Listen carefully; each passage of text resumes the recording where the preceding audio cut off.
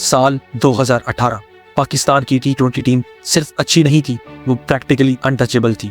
एक ऐसी टीम जो लगती थी कि अनबीटेबल है, जिनकी विनिंग परसेंटेज ऑलमोस्ट 90% तक पहुंच गई थी। वो अग्रेसिव थे, यूनाइटेड थे और एक पूरी सुपरस्टार जनरेशन के साथ रेडी थे दुनिया को रूल करने के लिए।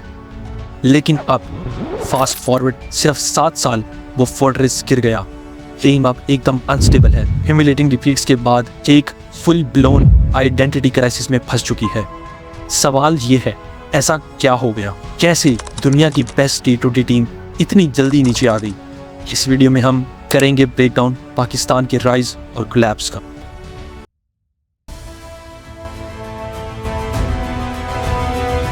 फर्स्ट क्लास का पूरा सिस्टम चेंज करते हैं। इनको क्रिकेट का बिल्कुल नहीं, इतने फिर उनके मुंह हुए।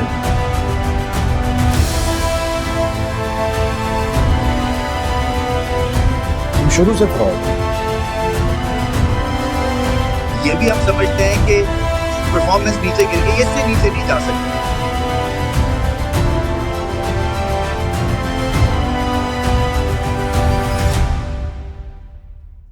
समझने के लिए डाउनफॉल कहां से शुरू हुआ, हमें याद करना होगा उनका peak.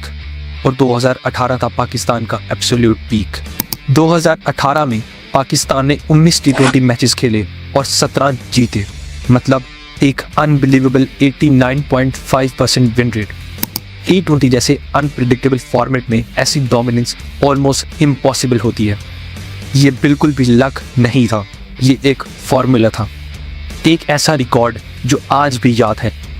11 consecutive T20 series wins between 2016 to 2018। Australia, New Zealand, West Indies, Sri Lanka सबको हराया। बैटिंग लाइन बिल्कुल धमाका थी। यंग बाबर आजम एक वर्ल्ड क्लास एंकर बन रहे थे और फ़खर जमान फायरवर्क्स प्रोवाइड कर रहे थे। मिडिल ऑर्डर की कमान मोहम्मद हफीज़ और शुएब मलिक ने संभाली थी और बॉलिंग तो लाजवाब।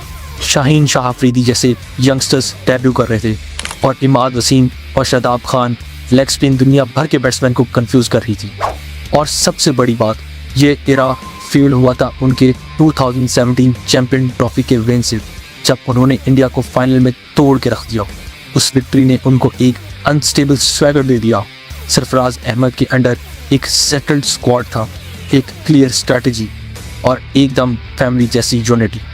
पाकिस्तान ऑफिशियली नंबर 1 टीम बन गया था। लगता था ये राज अभी लंबा चलेगा, पर जब टीम टॉप पर थी, उनकी डाउनफॉल के सीड्स लग चुके थे। और ये शुरू हुआ पिच पे नहीं, बल्कि सिस्टम के अंदर। 2019 में ओल्ड डिपार्टमेंटल क्रिकेट सिस्टम को खत्म कर दिया गया। आइडिया था कि ऑस्ट्रेलिया की तरह कॉम्पिटिटिव स्ट्रक्चर क्रिएट हो, लेकिन ट्रांजिशन एकदम मैसी था। बहुत सारे क्रिकेटर्स जॉबलेस हो गए और एक प्रूवन सिस्टम तोड़ दिया गया, मतलब टैलेंट फैक्ट्री कोलैप्स हो गई और रिजल्ट ऑन द फील्ड एकदम डिजास्टर। 2018 में 90% विन रेट और 2019 में सिर्फ 11% विन रेट। 9 में से सिर्फ एक टी20 जीता, बस इनविंसिबिलिटी की हवा निकल गई। 2019 ओडीआई वर्ल्ड कप के बाद सरफराज अहमद की कैप्टनसी चली गई और मिकी आर्थर को कोच से निकाल दिया गया। वहां से शुरू हुआ एक कियोटिक साइकिल। मिसबाउल हक को कोच और सिलेक्टर दोनों बना दिया गया। पावर इतनी कॉन्सेंट्रेट कर दी गई कि टीम का बैलेंस बिल्कुल हिल गया। सीनियर प्लेयर्स ड्रॉप होने लगे, यूनिटी टूटने लगी। 2018 का मशीन अब ब्रेकडाउन हो रहा था। हाँ, लेकिन थोड़ी सी फ्लैशेस ऑफ ब्रिलियंस देखी, जैसे 2021 का T20 world cup. Pakistan group stage में हिस्ट्री बनाई, इंडिया को 10 विकेट से हरा दिया, न्यूजीलैंड, अफगानिस्तान सबको क्रश कर दिया। लेकिन सेमीफाइनल में ऑस्ट्रेलिया से अनबियरेबल डिफीट मिली। 2022 का टी20 वर्ल्ड कप एक और गोल्डन चांस था। पाकिस्तान फाइनल में पहुंच गया, लेकिन वो कमबैक नहीं था, सिर्फ एक रिमाइंडर था कि पोटेंशियल अभी भी है। 2022 से 2025 तक का पीरियड एकदम इनकंसिस्टेंट था। एक दिन वो दुनिया के बेस्ट को हरा देते, अगले दिन एक वीक ओपोनेंट के सामने गिर जाते। Babar Azam ODI world cup 2023 के बाद हटा दिए गए। शाहीन अफरीदी टी20 कैप्टन बने, लेकिन एक ही सीरीज के बाद उनको भी निकाल दिया।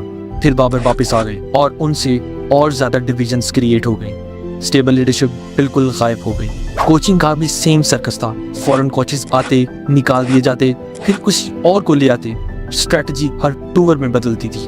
और फिर आई 2024 T20 वर्ल्ड कप की ट्रेजेडी। रिडेम्पशन का चांस था, पर यूएसए जैसे न्यू कमर्स के अगेंस्ट पहले ही मैच में सुपर ओवर डिफीट हो गई। फॉरवर्ड प्लेयर्स ने बोला black day for Pakistan cricket. ये सिर्फ रिजल्ट्स का मसला नहीं था, अब टीम का आइडेंटिटी क्राइसिस भी सामने आ गया।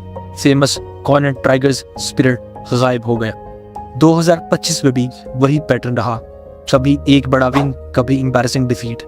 टीम में एक चीज मिसिंग थी, killer instinct to win consistently. तो असल में क्या गया गलत? सिंपल जवाब, सब कुछ। ये एक परफेक्ट स्टॉर्म था पॉलिटिक्स, बैड प्लानिंग और नॉन स्टॉप इंटरफेरेंस का। PCB politics. 2024 में जब मोहसिन नकवी जैसे नॉन क्रिकेटिंग बैकग्राउंड के मिनिस्टर चेयरमैन बने तो और ज्यादा क्रिटिसिज्म शुरू हो गया। दूसरा, डोमेस्टिक सिस्टम का कोलैप्स। एक सिस्टम जो डेकेड से टैलेंट प्रोड्यूस कर रहा था, उसको तोड़ दिया। तीसरा, इंस्टेबिलिटी इन लीडरशिप। कैप्टेंसी का सर्कल्स, कोचिंग का रिवॉल्विंग डोर, सब ने लोकर रूम को डिवाइड कर दिया। मिकी आर्थर का स्टेबल इरा अब एक गोल्डन मेमोरी बन गया। 2025 में माइक हसन को वाइट बॉल कोच बनाया गया। सबसे बड़ा नुकसान हुआ टीम कल्चर का। वो यूनिटी, वो अग्रेशन, वो स्वैगर, सब डाउट और फियर से रिप्लेस हो गया। 2018 के किंग्स से 2025 के कोलैप्स तक का सफर एक वार्निंग है। रॉ टैलेंट अकेला काफी नहीं होता। अगर सिस्टम अनस्टेबल हो, गवर्नेंस वीक हो और प्लानिंग जीरो हो तो सब कुछ कोलैप्स हो जाता है। टैलेंट अभी भी है पाकिस्तान में, पर उसे नर्चर करने के लिए चाहिए एक प्रोफेशनल, स्टेबल और क्लियर सिस्टम। लेकिन इंपॉर्टेंट सवाल ये है, क्या पाकिस्तान वापस राइज कर सकता है? आपको क्या लगता है, पाकिस्तान के डाउनफॉल का सबसे बड़ा रीजन क्या था? पीसीबी पॉलिटिक्स, कोचिंग केओस या प्लेयर्स खुद? अपनी ओपिनियन कमेंट्स में लिखें। और अगर आपको ये ब्रेकडाउन पसंद आया तो लाइक बटन दबाएं, चैनल सब्सक्राइब करें और बेल आइकन को जरूर हिट करें ताकि इस तरह की अभी डीप डाइव मिस ना हो। Thanks for watching.